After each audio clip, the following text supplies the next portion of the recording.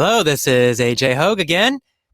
Time for the vocabulary lesson for beliefs. As always, be sure you're standing strong, good posture, big smile, deep breath, move your body. Let's begin. In this lesson, I used a few difficult words, maybe difficult, maybe not, I don't know. Let's talk about them. Number one is the word trauma. Now, trauma, it's a noun. Trauma means an injury or a deep hurt. Now, it can be physical. So, for example, if you break your leg, that is a physical trauma. It's a physical injury. It's a deep physical hurt. Trauma can also mean a deep emotional hurt. So something very painful in your life, you feel very, very sad, for example, or very, very angry. That is also a trauma, a very painful experience, a painful emotional hurt. Trauma. So again, that's trauma. So we have emotional trauma, and we also have physical trauma. So of course, in this lesson, we're talking about emotional traumas. Hopefully nobody hit you when you're learning your English. So probably it was emotional trauma. You felt a lot of stress, perhaps, when you were learning English in the past, or maybe just boredom. But for some students, I'd say probably for most students, there are a lot of negative emotional feelings and beliefs about English learning. And altogether, I call these English trauma, English pain, English hurt. And so really what this entire lesson pack, all of this Power English lesson pack is about is healing your English trauma. Okay, another word we talked about in this lesson, incantation. Incantation.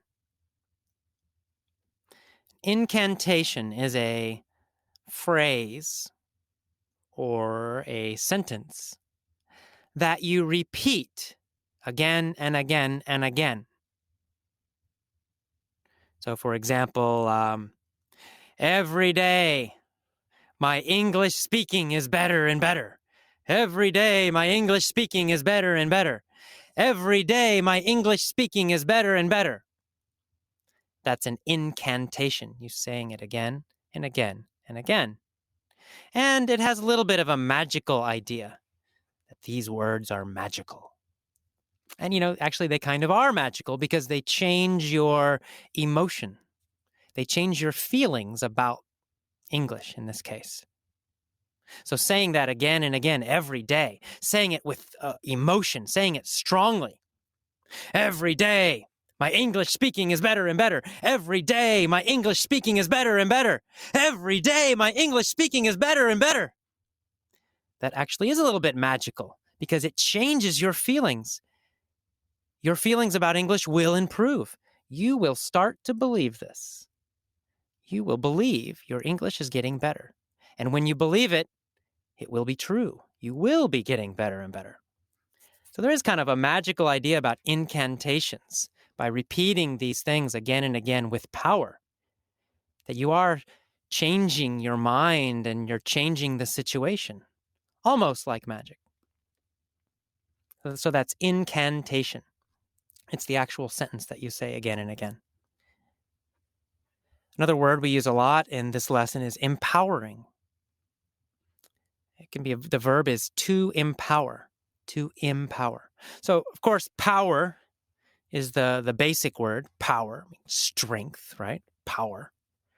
But to empower means to give power to someone or to cause power to grow in someone. For example, maybe you have a child, small child, and every day you tell the child, you are so smart, you are so intelligent. You tell them again, you're intelligent, you're smart. You're intelligent, you're smart. You tell them this again and again and again, every day for years and years and years. You are empowering the child. You're giving them power because they will believe it. After some time, they will believe it. They'll think, oh, wow, I'm intelligent. I'm very smart. Right? So you're giving them power. You're making them feel more powerful. You are empowering the child. You're giving power to the child. So to empower is to give power or cause power in someone else. So in this way, these beliefs empower you. The beliefs give power to you. They cause power in you. So we call them empowering beliefs. We add the ing, it becomes an adjective. Empowering beliefs. And the opposite of an empowering belief is a limiting belief.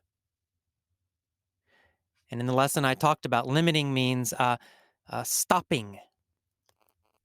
A limit is something that stops you.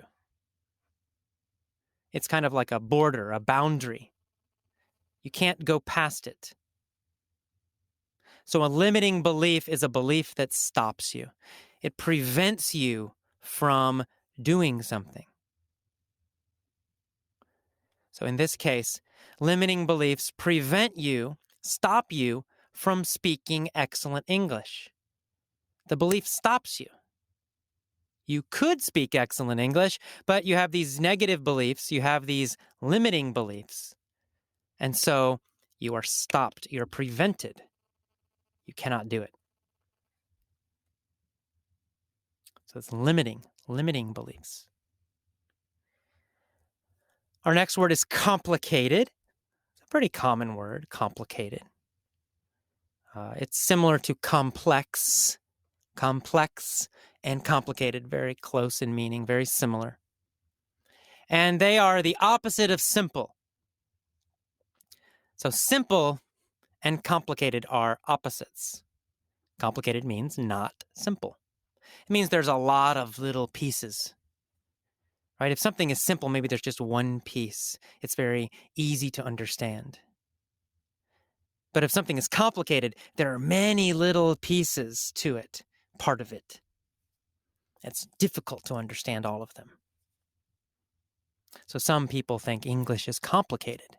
Oh my God, nouns and verbs in the past progressive and the future tense and the past perfect progressive and all these grammar terms, and oh my God, it's so complicated. And it is complicated if you learn that way.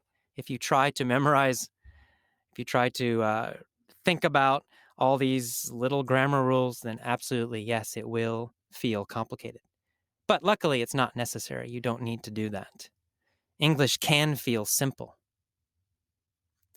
Finally, we have the word reference or references. A reference is an example.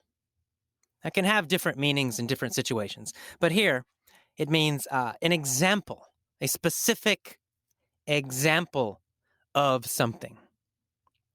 So you have this belief, English is painful. And then you have references, you have examples that prove it.